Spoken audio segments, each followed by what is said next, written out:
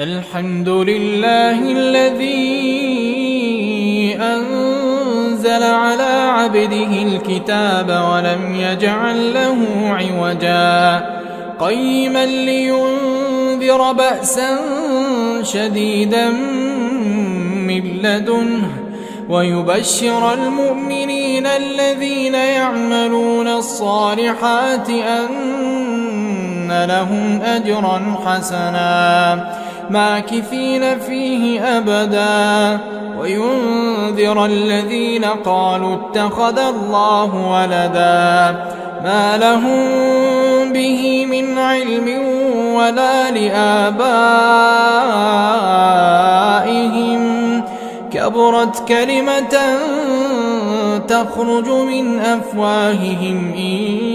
يقولون إلا كذبا فلعلك